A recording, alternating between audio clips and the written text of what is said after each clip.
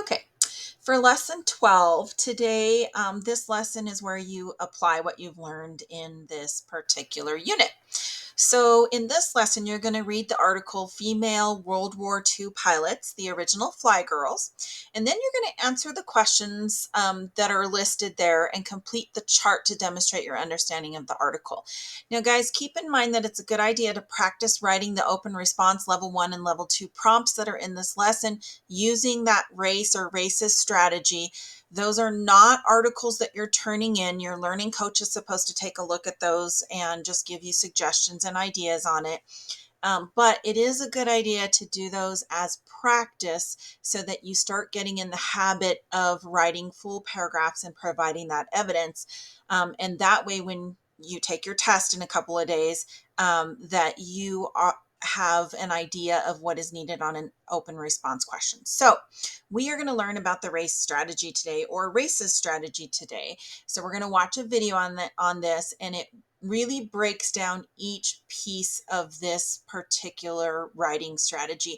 And remember that you should be using this strategy to answer all your open response questions in any class that you take. And you can use this strategy all the way through into high school and even into college. It's a really good strategy to use. And using this strategy, you will start learning how to provide evidence and think critically about different questions and different issues. So really, really take this seriously, guys. I can't tell you how much this will help you in writing and in life in general when you start working in a job or even just talking in conversations with other people.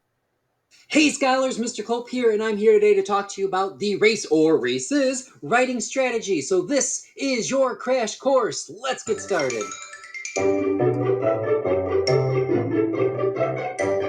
As always, I am so glad to have you here today. Thank you for taking the time to watch this video.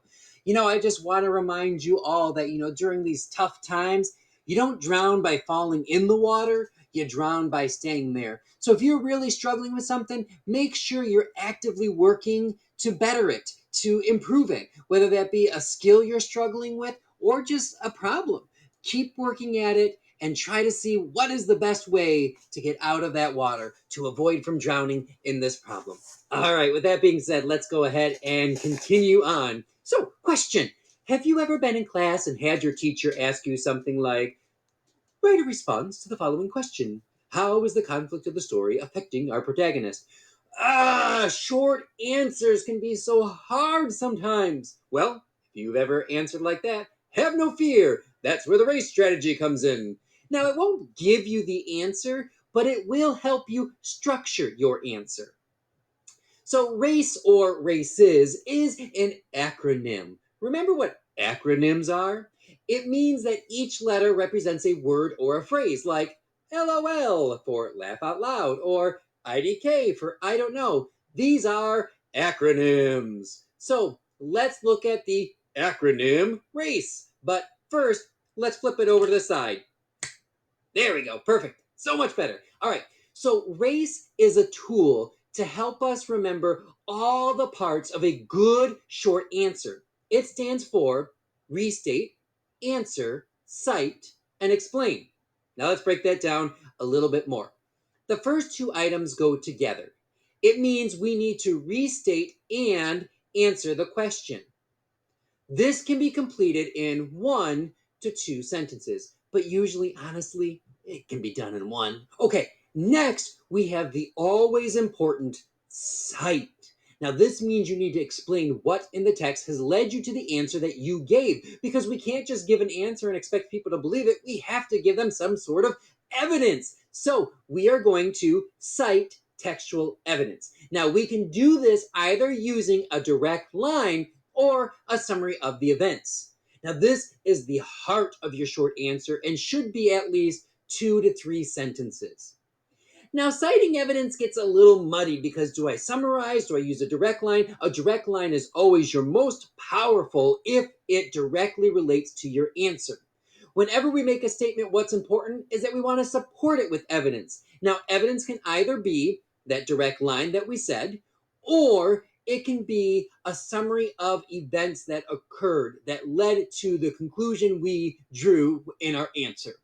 Now, as a reminder, if you use an author's words, we put them in quotation marks. That shows the reader that, hey, these are someone else's words. And then right here, you're going to see it highlight, bam, we include the author's last name and the page number. Of course, check with your teacher if he or she wants MLA or APA. Did I mention that that's called a parenthetical citation? I don't remember if I did, so I'm going to say it again. That highlighted section with the author's last name and page number, that's a parenthetical citation. It is so important. As a junior high student, you should always be providing a parenthetical citation for your author's words. Okay, moving on.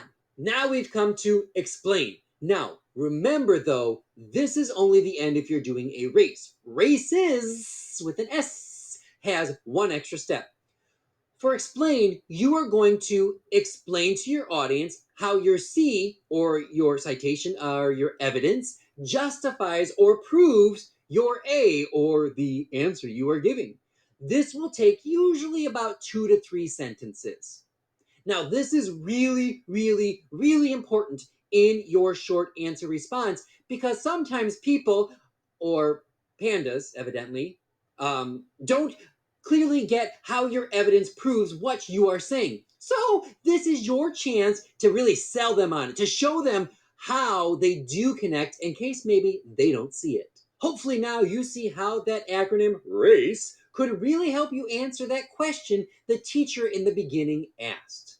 So let's try to answer the question. Now, before you put pen to paper or fingers to keyboards, let me give you a couple more tips for each of these items.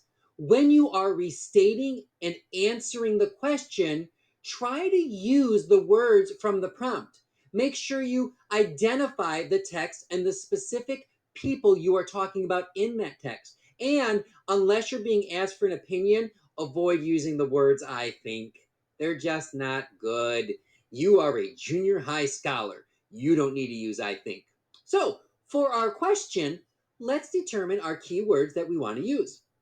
Write a response to the following question. How is the conflict of the story affecting our protagonist? Now, I think the key words would be conflicting, affecting, and protagonist. So we might write something like, the conflict in Jay Sidley's short story, Andrea's New Job, is affecting Andrea, our protagonist, because the job has become too hard and she doesn't think she is doing it well. Now, here you can see that I use those same words again. You could also read this first sentence and have a really good idea of what the question was.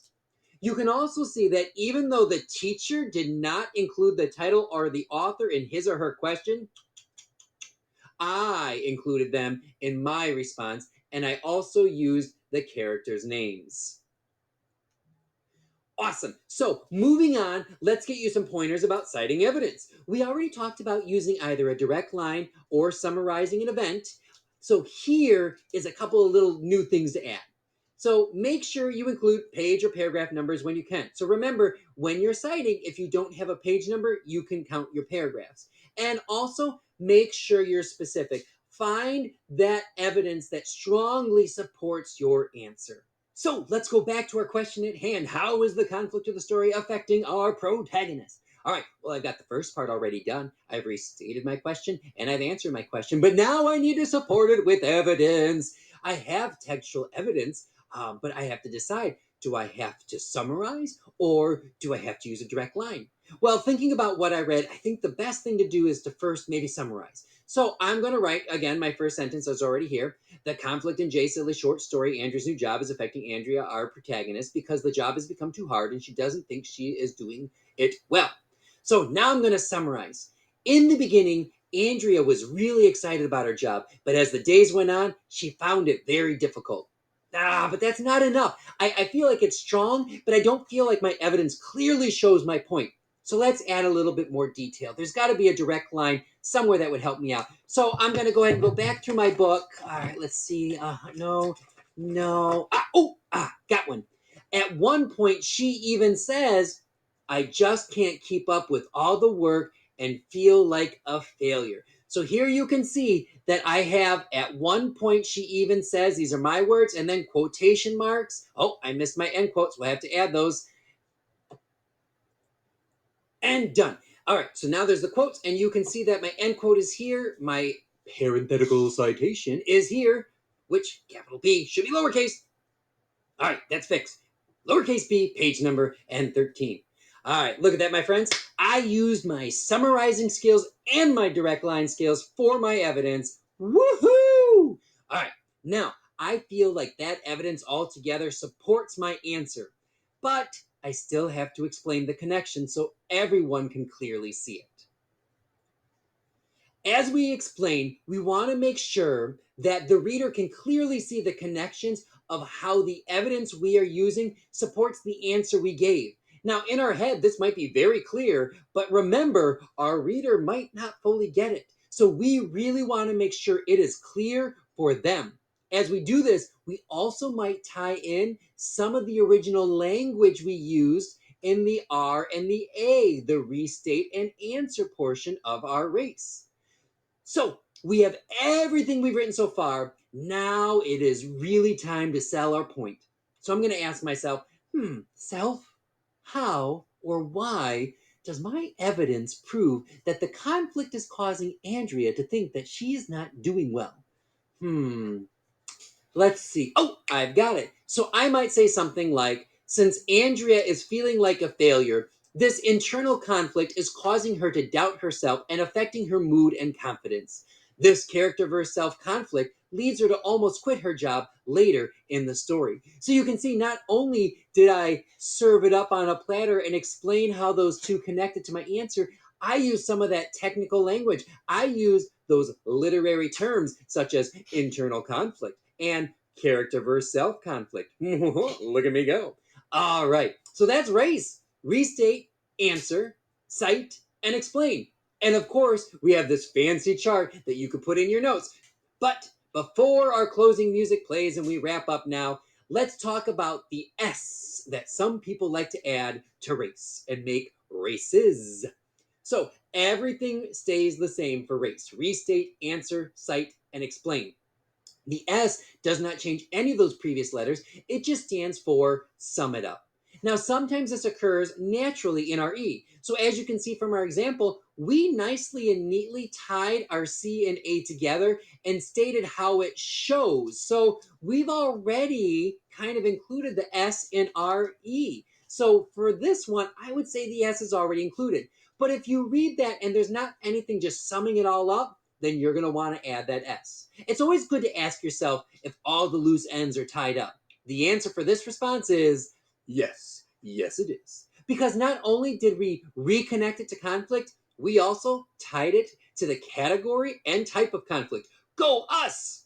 So that's it. That is race, or races. I hope this video was helpful. Remember, you're not always going to be perfect right away. Sometimes it takes time and it takes practice to get good at things. And writing a short response is no different. This tool, though, helps you think about all the components that you should have in your short answer to make it a strong, academic, scholarly short answer. And the more you do it, the better you're going to get at it. The more feedback you get and then apply to your writing, the better you're going to get at it.